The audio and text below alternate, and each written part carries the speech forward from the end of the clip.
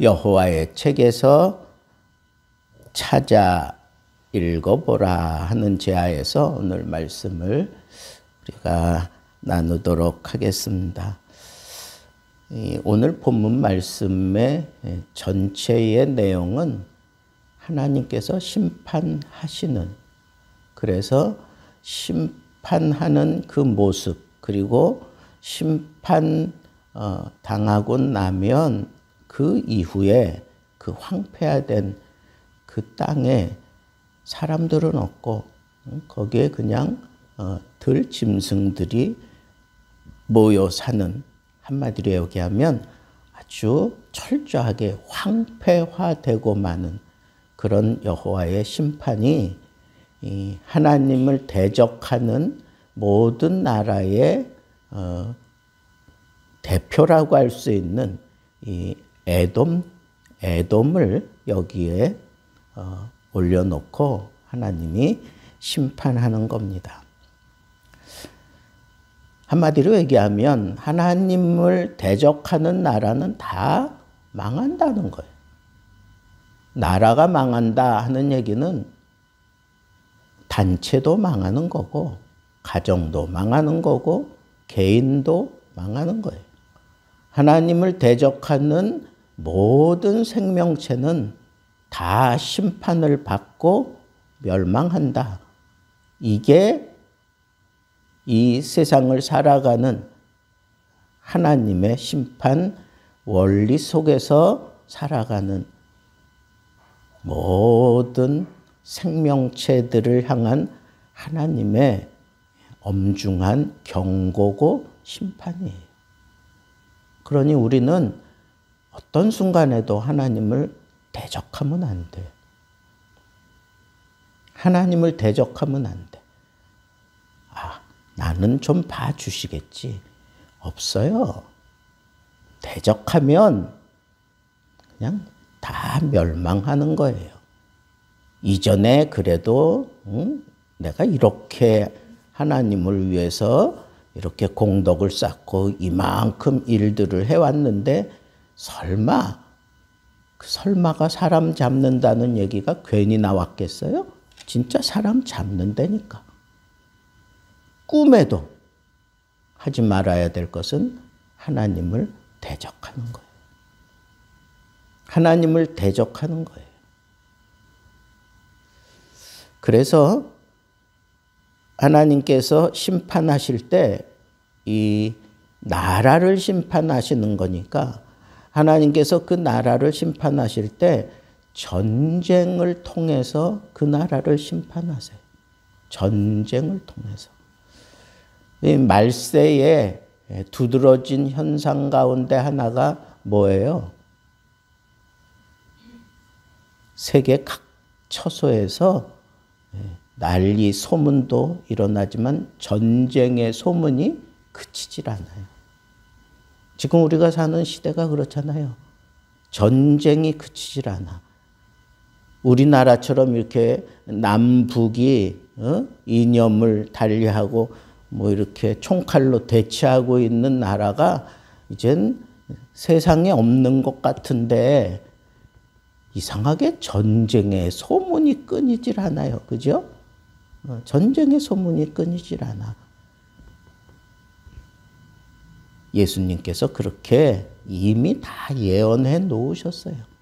여호와의 책에 이게 다 기록되어 있는 거예요. 이때도 마찬가지입니다. 하나님을 대적했던 이 에돔을 하나님께서 심판하실 때 이 전쟁을, 첫째는 하나님이 전쟁을 하시는 거예요. 하나님이. 그리고 인근 나라들을 하나님이 들어서 전쟁을 일으키고 완전히 초토화시키는. 그래서 하나님께서 심판하실 때 이 전쟁을 통해서 하신다. 그런데 여러분, 하나님을 대적하는 그 두드러진 그 죄목이 뭘까요? 하나님을 대적하는 두드러진 그 밑바닥에 깔려있는 죄가 있어요. 그 죄 몇 가지가 있는데 첫째가 뭘까요? 왜 하나님을 대적할까요? 교만하니까. 교만하니까 하나님을 대적하는 거예요. 왜 하나님을 대적하겠어요? 교만하기 때문에 그래. 교만하기 때문에. 그러면 여러분, 이 교만이라는 게 뭐 잘나고 뭐 굉장한 사람들만 교만합니까? 우리 예수 믿는 사람들은 교만 안 할까요? 뭐 굉장한 그런 부자고 뭐 굉장한 학식이 있어야만 교만할까요? 아니라니까. 무지렁이 같은 사람들도 교만 떨 때가 있어요. 모든 인간들 그 마음 심성에는 이 교만함이 깔려 있어. 이 교만함이 언제든지 이거 막 차고 올라올라 그래. 예? 여러분, 교만이 뭘까요? 하나님을 대적하게 만드는 게 이 교만함인데, 실상은 이 교만함이 뭐냐 하면 하나님 없이 할 수 있다 생각하는 게 교만한 거. 하나님 없이도 나 잘 살 수 있어. 하나님 없이도 나 얼마든지 해낼 수 있어. 이게 교만한 거. 우리는 가끔 좀 비상식적인 것 같이 행동하는 사람들이 있어요. 자기 믿음 지킨다고 좀 비상식적으로 행동하는 것 같은 그런 모습을 보이는 사람들을 우리가 종종 만날 수 있어요. 저건 좀 미련한 것 같은데? 근데 여러분, 다시 한번 뒤집어 보세요. 그 사람이 왜 그런 행동을 했는지 한번 뒤집어 보세요. 말도 안 되는 그런 행동을 하는데 이상하게 막 끌려. 왜? 나는 하나님 없이는 살 수 없습니다. 나는 하나님 없이는 할 수 없습니다. 나는 하나님 없이는 아무것도 아닙니다. 그렇게 생각하고 행동하는 게 다른 사람들이 볼 때에는 저 사람 정도면 얼마든지 그냥 걸어가도 될 것 같은데 이상하게 안 걸어가는 거예요. 이쪽 편에 서도 될 것 같은데 안 서는 거예요. 왜? 하나님이 두려워서. 하나님 없이도 나는 무언가 할 수 있다 생각하는 게 교만인 걸 아니까 이 사람은 절대로 그렇게 행동하지 않아요. 그런데 이 교만이 뭘까요? 이 심판을 두려워하지 않는 거야. 하나님을 두려워하지 않는 거야. 그러니까 하나님을 두려워하지 않으니까 막 그렇게 천방지축처럼 막 까불고 덤비고 못된 짓을 하고 막 이러는 거예요. 그런데 제가 초두에 선언한 것처럼 대적하면 아무런 탈출구가 없어요. 그냥 하나님의 심판을 전면으로 받아야 되는 거예요. 교만 떨다가 하나님과 전쟁하게 된다니까. 이상하게 저 사람은 잘못한 게 없어. 모든 면에서 다 잘 돼야 돼. 모든 면에서 돈을 많이 벌어야 되고 모든 면에서 사람들에게 추앙받고 칭찬받아야 되고 모든 면에서 그냥 세상적인 그런 기준으로 대박이 터져야 돼. 보면. 근데 안 돼. 왜 그런지 알아요? 하나님이 그 사람하고 지금 전쟁하고 있는 거예요. 하나님이 막으시고 하나님이 지금 전쟁하고 계시는데 그 사람이 잘 될까요? 안 되지. 안 되지. 여기 무서운 말씀을 해요. 교만한 자들이 대적하면 하나님이 직접 전쟁하신다는 거야. 그 사람과 그 나라와 하나님이 이 전쟁을 선포하시고 그리고 이 전쟁의 전략을 하나님이 다 짜고 계셔요. 여러분, 전쟁에서 제일 중요한 게 뭔지 아세요? 이 전략이에요. 요즘 제가 이 유튜브에서 옛날에 이 책으로 다 한번 읽었지만 중학교 때 우리가 살면서 셰익스피어, 그 다음에 성경, 그 다음에 무슨 책은담 이런 건 꼭 읽어야 된다는 거야.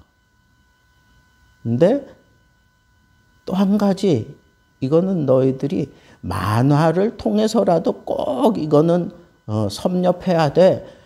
그렇게 얘기했던 게 뭐냐 하면 삼국지예요. 삼국지. 그래서 요즘 보니까 이 유튜브에 한 7, 80부작 이게 그 삼국지가 쭉 있어요.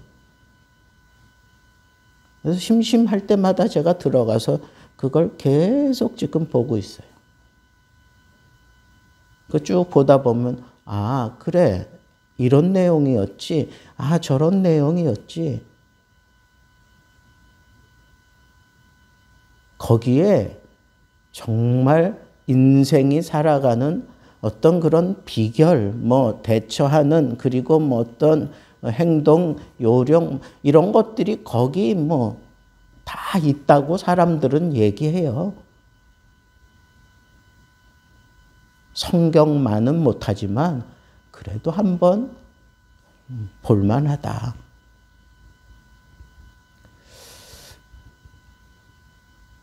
거기서도 아주 그 나라와 나라가 계속 싸우는 거잖아요. 근데 거기서 중요한 게 뭐냐? 전략이에요. 전쟁 전략.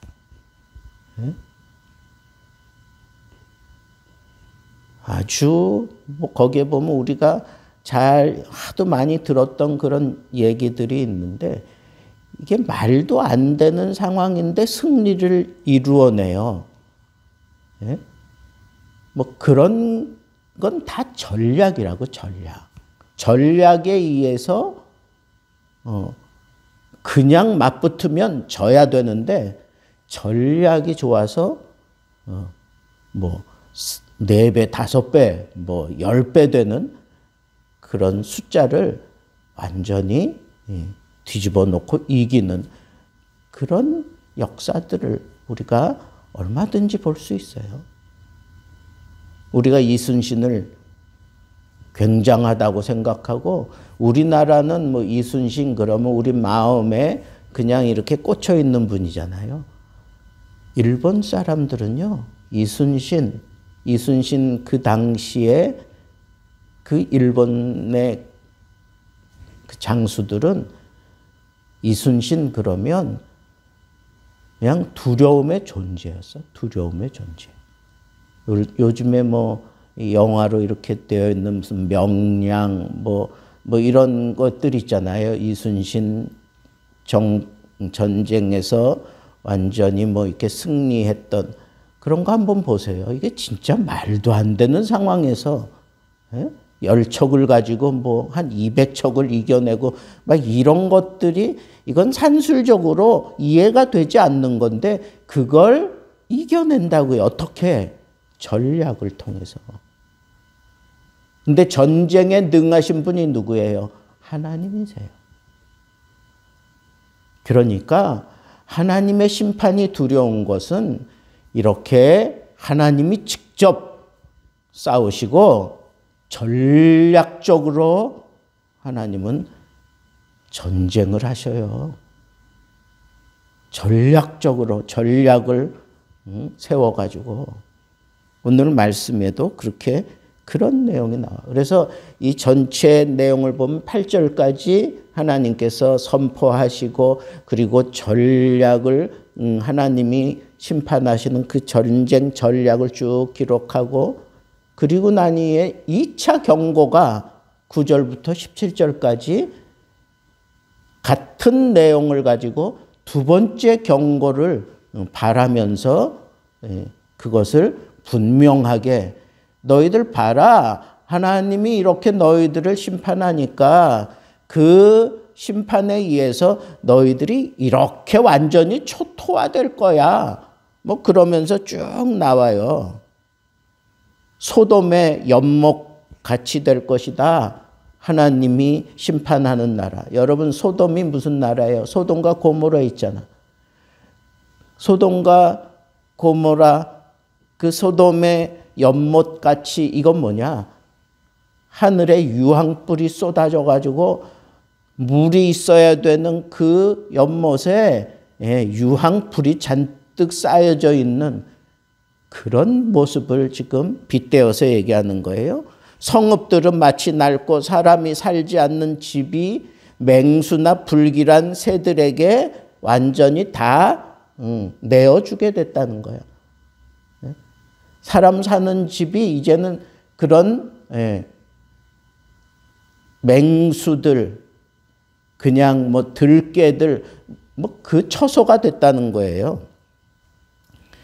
궁궐까지도 황량하게 된다. 13절에는 그렇게 얘기하고 성읍들은 무서운 짐승들과 새들의 거처가 되었다. 거처가 되었다. 11절에. 그리고 이 예언에 대한 이 성취, 이 성취가 분명하다라고 하는 걸 확증하기 위해서 하는 얘기가 뭐냐? 에돔은 황무하게 된다. 그리고 하나님의 심판에 사람들은 코웃음을 칠 거다 믿지 않는다는 거예요. 그런 심판 있을 수도 없다 그렇게 생각하지만 오늘 우리가 제목을 잡은 게 뭐 여호와의 책을 읽어보라 그랬어요. 여호와의 책을 읽어보라. 찾아서 읽어봐라. 짝이 있어서 서로 이게 어긋남이 없고 확실한 것이다.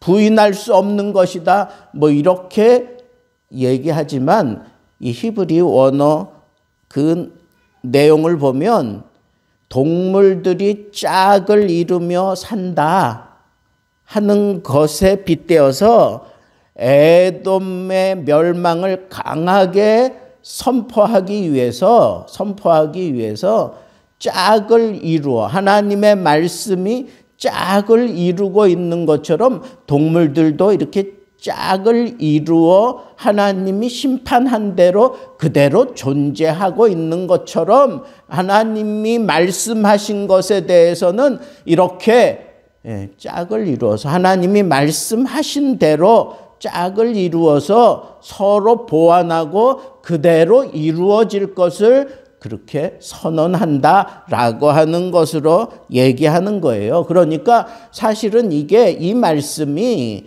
하나님께서 심판하신다라고 하는 건 확실하게 심판하시고야 만다라고 하는 것을 분명하게 하기 위해서 하신 말씀이 바로 이 말씀이에요. 여호와의 말씀은 서로 짝을 이루고 있다 하는 얘기.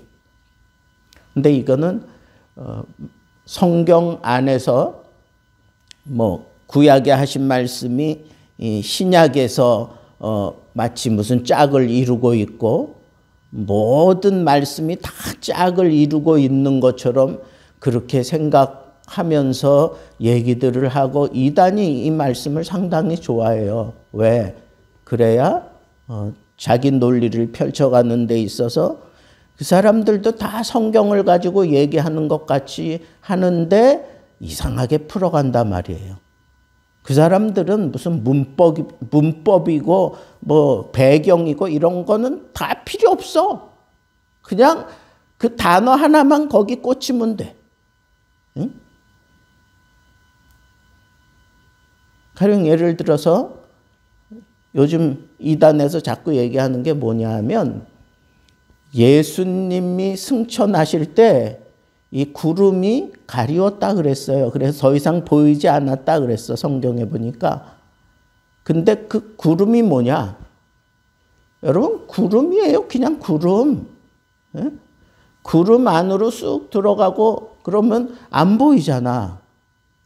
여러분, 제가 비행기 타고 가다가 구름 속으로 들어가더라고요, 비행기가.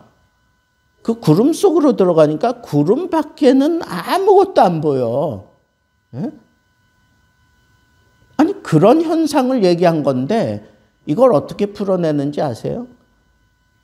히브리서에 보면은 이 구름같이 허다한 증인들이 있으니 뭐 이런 표현이 있잖아. 그러니까 이게 구름은 증인이라는 거야. 예? 이게 그 짝이라는 거예요. 그러면서 어디까지 가느냐? 그것은 구름에 가리워서 예수님이 승천하신 것처럼 그렇게 얘기하지 않고 이 구름은 허다한 증인이니까 증인들 사이로 그 속으로 이렇게 들어가서 예수님이 승천하신 거다. 뭐 이런 식으로 얘기를 해. 그러면서 또 어떻게 얘기해요? 너희들이 본 그대로 올 것이다 그랬으니까 예수님이 이 세상에 오실 때, 재림하실 때 그렇게 증인들 그 틈바구니를 타고 이렇게 예수님이 등장한다. 구원자가 그렇게 등장한다. 그러면서 지금 와 있다는 거야. 증인들 틈을 타고 지금 와 있다고 얘기하는 거예요. 이단들은 그렇게 이 성경을 막 풀어가. 그러면서 짝이 있다 뭐 이렇게 얘기하는데 그게 무슨 짝이에요? 여러분, 우리가 성경을 볼 때는 가장 중요한 건 그 본문 그 자체에서 다 해결할 수 있어요. 흐름을 보고도 알 수 있고 문법을 보고도 알 수 있고 그리고 그 배경을 보고도 알 수 있고 다 알 수 있어요. 거기 그거 연구하면 웬만한 거 다 풀려. 안 풀리는 게 어디 있어. 비밀처럼 뭐 어디 뭐 다른 성경에서 이 문제를 해결해 놓 그런 거 아니라니까. 그냥 그 안에 본문 안에서 다 풀려요. 다. 다른 성경은 참조하는 것뿐이지. 다른 성경에서 갖다 내가 얘기하는 건 그 참조하는 거야. 근데 참조도 그쪽에 내용, 그 본문, 그쪽에 담겨져 있는 그 본문이 먼저예요. 그 본문을 풀어가는 데 있어서 A 방향으로 어떤 단어가 풀렸으면 그건 A 방향에 어울리는 그런 단어야. 똑같은 단어라고 할지라도 여기에서는 똑같은 단어가 사용되어 있지만 이건 다르게 B로 이렇게 얘기했으면 이거하고 이거하고는 이게 짝이 아니에요. 쉽게 얘기를 들어볼까요? 하나님은 절대로 시험하지 않는다 그랬어. 그죠? 그 성경은 기억나지, 영은아? 하나님은 시험하지 않는다. 정말 성경에 시험하지 않는다는 얘기만 해요? 아니, 성경에는 분명히 시험한다 그랬어요. 야고보서에 보면. 그리고 예수님께서도 우리에게 가르친 기도를 보세요. 시험에 들지 않게 하옵시며 그런 표현도 했어. 그리고 이 시험이 우리에게 유익한 거다. 뭐 그런 식으로 막 풀어가는 성경도 있어. 근데 이 시험, 그 시험이라고 하는 단어만 생각하는데 그 단어가 다른 단어예요. 하나는 테스트고 하나는 템프테이션이야. 그러면 그 단어가 가지고 있는 그 의미와 그리고 그 본문에서 그것이 시험으로 그렇게 이해되어질 수 있고 이게 테스트로 이해되어질 수 있고 그거는 우리가 따로 해석을 해야 돼. 똑같은 단어라도 그게 짝이 아니에요. 그런데 이단들은 그냥 단어 하나 가지고 뭐 다 그렇게 풀어내려고 해요. 오늘 본문 말씀도 그거야. 그래서 저는 오늘 본문 말씀을 가지고 저는 이렇게 적용을 했어요. 여기 보면 여호와의 책에서 찾으라 라고 하는 그 역동적인 그 의미는 뭘까요? 응? 여호와의 책에서 찾으라. 이건 뭐냐 하면 지금 뭘 강조하기 위해서 여호와의 책에서 찾으라 그런 거예요? 너희에게 심판이 임한다는 거예요. 어떤 사람들에게, 하나님을 대적한 너희들에게 반드시 심판이 임한다. 이걸 어디서 찾으라고? 여호와의 책에서 찾으라 그랬잖아. 여호와의 책에서 찾으라. 그걸 강조하기 위해서예요. 그러니까 우리가 여호와의 책을 들여다보면서 1절부터 8절까지 이게 경고를 했는데 9절부터 17절까지 이것도 또 똑같은 경고네. 경고를 2번 하는 건 뭐예요? 이건 확실하다는 거야. 벗어날 수 없다는 거예요. 아주 강력하다는 거예요. 그러니까 우리가 두려운 거야. 우리는 하나님 앞에 거역해서는 안 된다. 대들어서는 안 된다. 하나님보다 내가 더 사랑하고 하나님 없이도 살 수 있을 것처럼 그렇게 생각하고 그렇게 행동하는 이 모든 것들에 대해서 여호와의 말씀에서 찾으라. 그게 무슨 얘기예요?